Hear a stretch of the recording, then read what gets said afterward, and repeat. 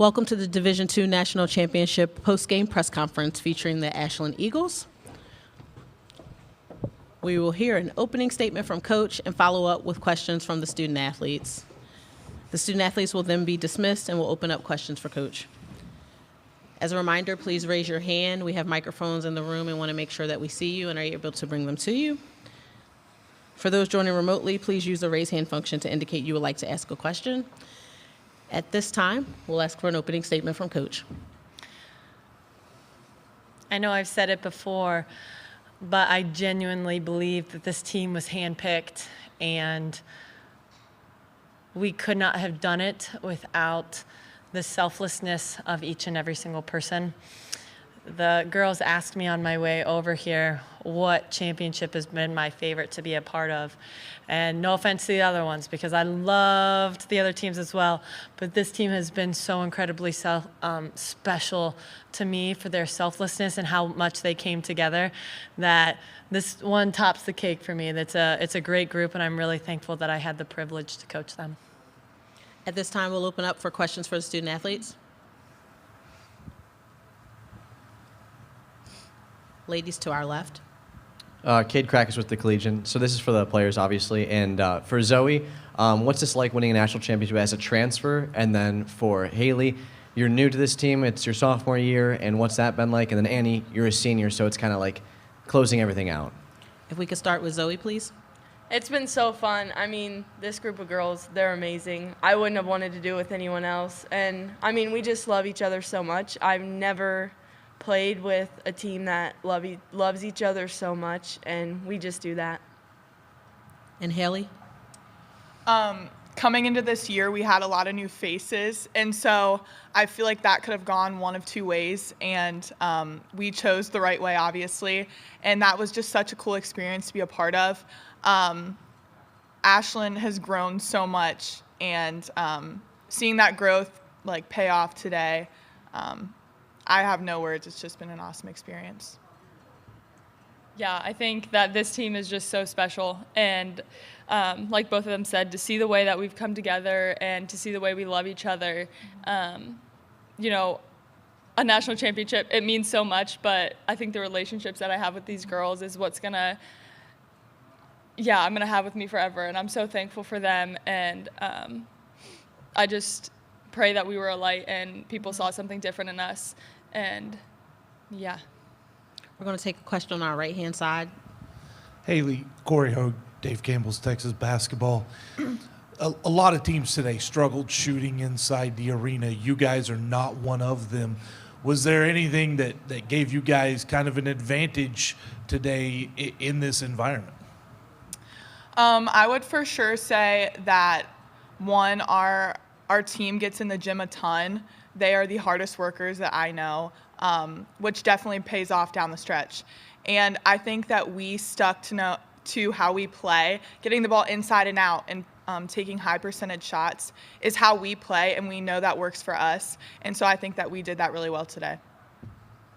We have a question to our left. Kathleen Geyer from the Next. Annie, what were you guys able to do differently in that second quarter to really go on that explosive run before halftime? Yeah, that's a really good question. I think we got a lot of inside touches, and we pushed the ball well. And I think the whole game we stuck to what we wanted to do really well. We got a little sped up in the third and fourth quarters, but yeah, that second quarter run was huge for us. You know, that momentum going into halftime, and then just being able to have that big of a lead. Credit to Duluth. They cut it, and they've done that multiple times this season. So we knew that nothing was ever too comfortable. But yeah, I think that, again, just sticking to our principles is what really helped us in that run. We're going to shift to our right-hand side. Hi, Nathan Hart, Ashland Source. It seems like you guys really had your way in the lane. Did you guys think going into this that you had an advantage on the inside against this team? I think this was one of the first games all year that we didn't get doubled. or tripled. And so we practiced a ton on this past week of just going at them, going at it one-on-one. They played a little differently, just they were so active behind us and that stuff. So, yeah, huge credit to our coaches. They got us ready for what was going to happen, and our guards did a great job of getting it into us. And credit to these two, you know, they finished really well. And I'm really proud of them, just seeing all the work that they put in day after day. And, yeah. Any additional questions for the student athletes? We'll go to our left and then to our right. Kathleen again from the next. I'll let somebody call dibs on this one. But what does it mean to you guys to be a part of Carrie's third championship, help secure that for her, and just what you've brought to the history of this program this year? Let's have Zoe go first. Playing for Coach P is so special. I love her to death. I mean, I look up to her so much. She's an awesome person, and I would say she puts so much work into our team. So winning for her is just, I mean, amazing. It just makes us all feel so good. Yeah, if I can add to that. I wouldn't be the person or the player I am without Coach P. And so huge credit to her. I'm so grateful that we were able to do this. That's a pretty amazing accomplishment to do it as a player, as an assistant, as a head coach, and she's never going to say that. She's going to deflect it back to us, which is another thing that's super cool about her, the way that she loves us. There's nobody else I'd rather play for.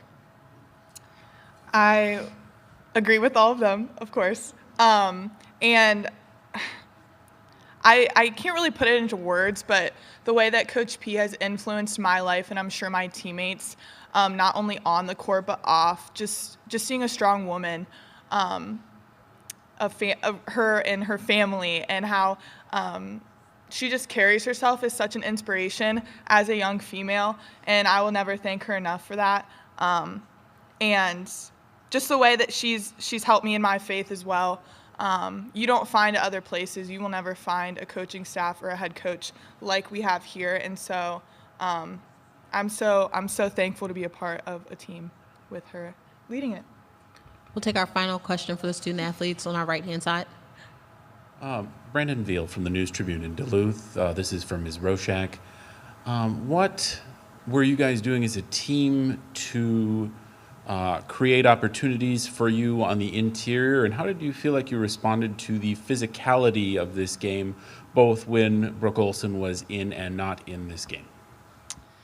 Yeah, you know, I think the flow of our offense gives us really good opportunities. We have just kind of that roll rise where one of us is always inside, and the guards do a great job of looking for us. We do a good job of looking for each other, and then, you know, we faced a lot of different defenses all year, and so just being confident in whatever was going to be thrown at us, I think, was the biggest thing.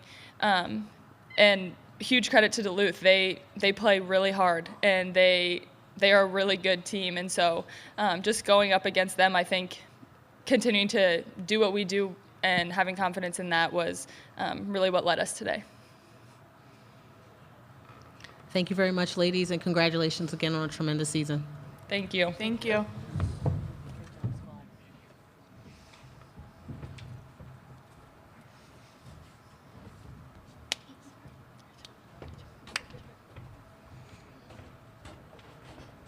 With that, we'll open it up for questions for Coach.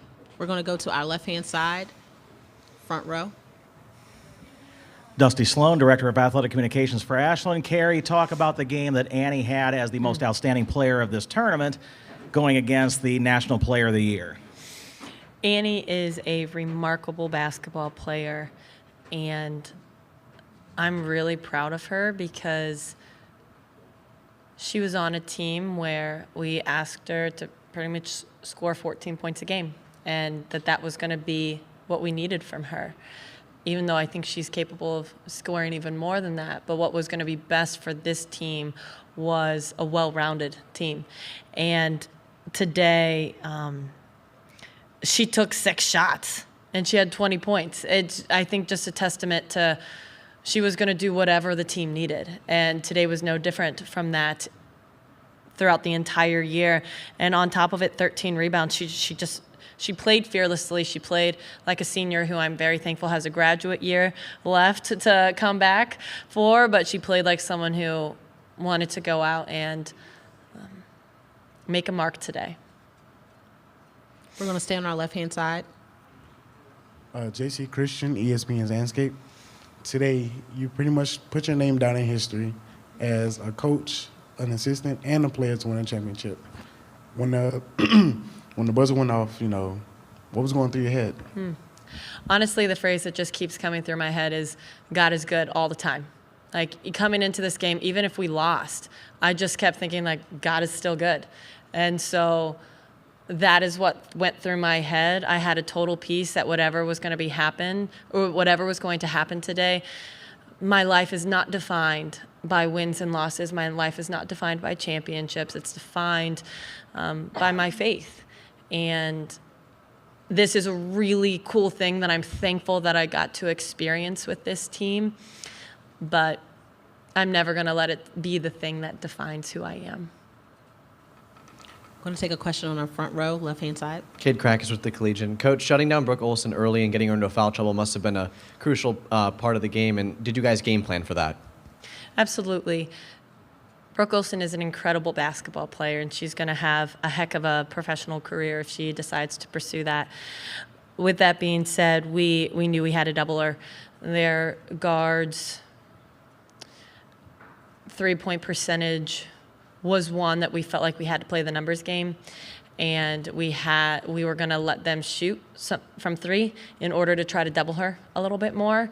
And I thought in the first half especially that paid off. In the second half, Brooke Olson played like the National Player of the Year. She got a ton of huge O boards and put back. She hit a step-back three that was remarkable. She's a very, very good player. They're a very well-coached team. However, I was really proud of our girls' execution, especially in that first half on her. We're going to move to our right. Corey Hogue, Dave Campbell's Texas Basketball. It's been 10 days since you played the semifinal. Were there any challenges for that? And also, what were you able to do to kind of keep them focused on this? And is this something you'd like to see going forward, the same type of a schedule to keep all the championship games at one place?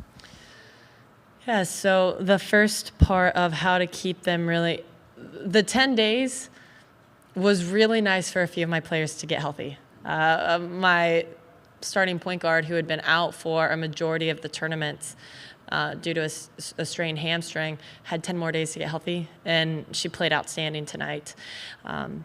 So that part, I was really thankful to have those 10 days.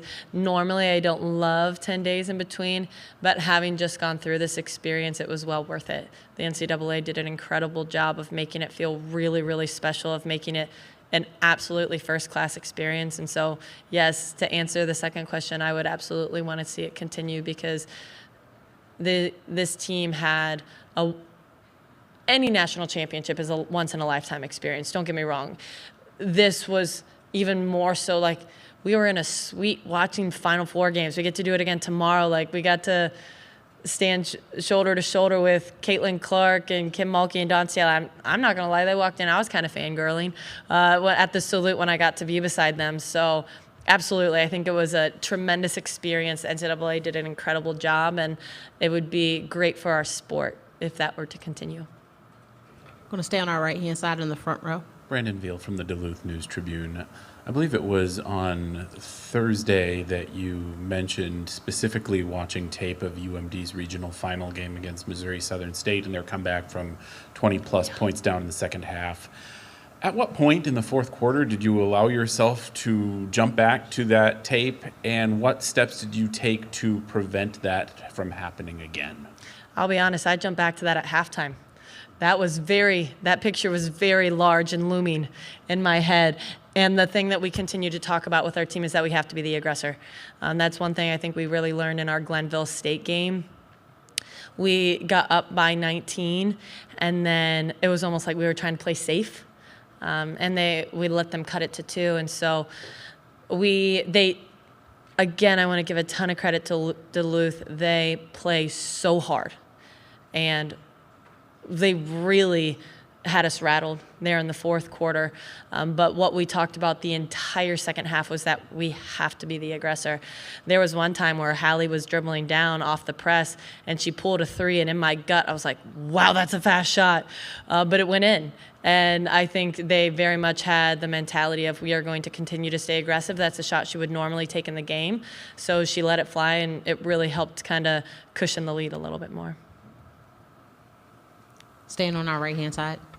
Yeah, Nathan Hart, Ashland source. What's the biggest obstacle your team had to overcome to achieve this perfect season?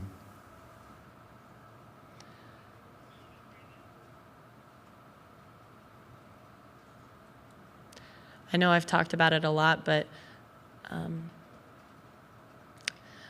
putting aside any selfish ambition to do what was best for the team. I probably sound like a broken record at this point, but we had 10 different players on our team who had started collegiately. We had at this point, 7 different players on our team who have been recognized as all-conference players at various institutions. But each and every single one of them came here because they wanted to do what we did today.